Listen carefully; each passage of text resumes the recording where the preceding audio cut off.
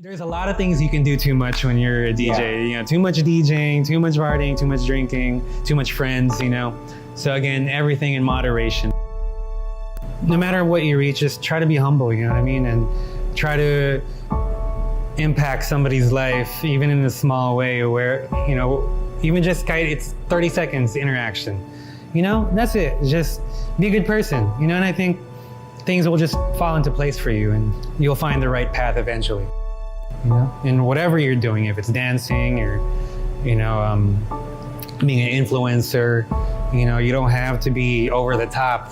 You don't have to be extra, you know, just be you. And if they love you for it, then great. You know what I mean?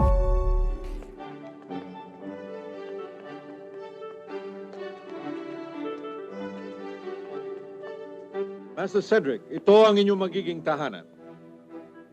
Ang laki! Hi! Hi! Magandang umaga po, Master Cedric. Magandang umaga rin sa inyo. Sino ba naman ang makakalimot sa cute na batang ito noong mga dekada 90? Tiyak na ang mga nanay at tatay natin ay pamilyar pa sa batang ito hanggang sa ngayon. Siya lang naman ang gumanap na Sedi sa Pinoy adaptation ng Nippon-Japanese animated movie na Sedi the Little Prince o ang Little Lord Fauntleroy.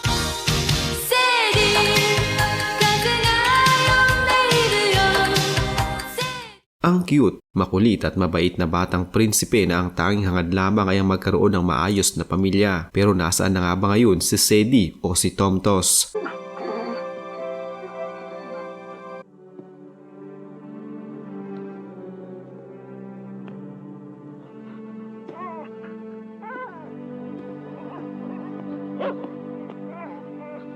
Ito ba ang kwarto ko?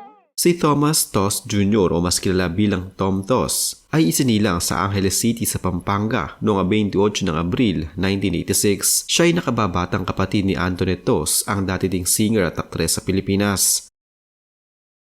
Bata pa lamang si Tom Tos ay nahasa ng kanyang husay sa pag-arte, kaya din naman bukod sa Sedi ang Munting Prinsipe, ilan ding mga pelikula na nakasama siya ang mas lalo pang nagpasikat sa kanya, gaya na lamang ng Anak ng Bulkan, Batang Z, Lahar at marami pang iba. Subalit sa kabila ng ningning ng kanyang karera sa showbiz, noong 13 taong gulang pa lamang si Tom ay iniwan na nito ang Pilipinas at nagtungo kasama ang kanyang pamilya sa bansang Estados Unidos. Sa bansang iyon ay nag-aral siya at doon din niya nahanap ang kanyang bagong magiging karera. Unang pumasok sa larangan ng showbiz ang kapatid nito na si Antoinette Tos na noon ay 12 taong gulang pa lamang. Isa umunong audition ang kanyang nakita sa dyaryo. Walang mapag-iiwanan kay Tom sa bahay kaya isinama na lamang ito sa kanyang ate upang mag-audition. Hindi nila alam, sa audition pala na dadaluhan ng kanyang ate ay naghahanap din ng isa pang gaganap naman bilang nakababatang kapatid na lalaki. At laking gulat ng mga magulang nila nang parehong nakuha ng magkapatid ang mga roles sa audition. Matapos ang pelikulang sinamahan nilang ito, saka na sila nakapasok sa Ang TV at nagtuloy-tuloy na ang kanilang buhay showbiz. Ayon kay Tom, wala umano siyang balak na pumasok sa larangan ng pag-arte at biglaan lamang umano ito. Pero dahil sa nag-enjoy siya at suportado sila ng kanilang mga magulang noon, tinuloy-tuloy na lamang nila ito. Pero habang lumalaki umano siya, mas nagkakaroon siya ng interes sa musika, partikular na sa mga banda. Kaya high school pa lamang siya ay tumutugtog na ito ng drums.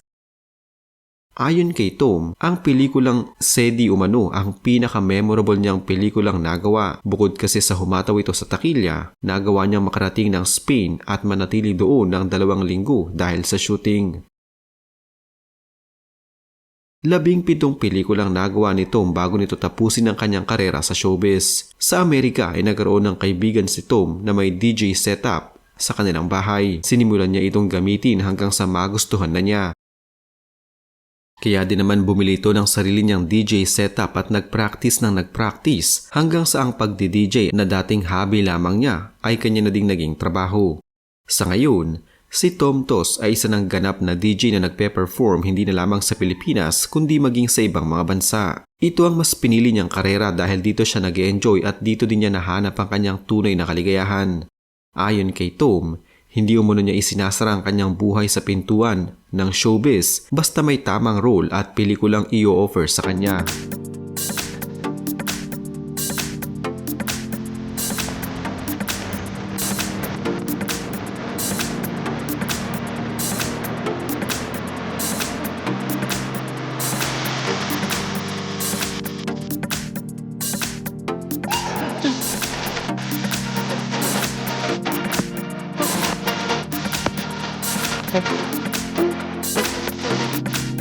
Noong mamatay ang wating aktres na si Jacqueline Jose, isa si Tom Tos sa labis na nalungkot dahil sa naging nanay-nanayan niya umano ito noong sinushoot nila ang SEDI. Naniniwala ang dating child star na mapapasama sa history ng Philippine entertainment industry ang pangalan at legacy ni Jacqueline Jose. Binigyang pugay ni Tom Tos ang yumaong award-winning actress sa burol nito noon sa Arlington Memorial Chapel sa Araneta, Quezon City. Si Tom ang gumanap sa role na SEDI habang si Jacqueline naman ang nagbigay buhay sa karakter ni Annie, ang nanay ng munting prinsipe. Inalala ni Tom ang mga bonding moments nila noon ng premyadong aktres sa shooting ng SEDI at kung gaano ito kabait at kadedicated sa kanyang trabaho. Sabi pa ni Tom, sa dami ng iconic roles at outstanding performances ni Jacqueline, sa ilang dekada niyang pamamayagpag sa showbiz, siguradong hinding-hindi na siya mawawala sa isip at puso ng sambayanang Pilipino. Work, your alone time, your own pace. Just, I think, be genuine. You know, I think there's so much crap. Sorry, excuse my language. There's so much crap nowadays online circulating that, you know, I feel like people just gravitate more towards you if you're just a genuine person, you know? They can feel it, you know? And I think that's the best advice I could give them, honestly. It's actually very short, but I think that alone will really help already and make an impact, just being genuine and being true. Again, being a good person, you know? In whatever you're doing, if it's dancing or, you know, being an influencer, you know, you don't have to be over the top. You don't have to be extra, you know, just be you, and if they love you for it, then great, you know what I mean?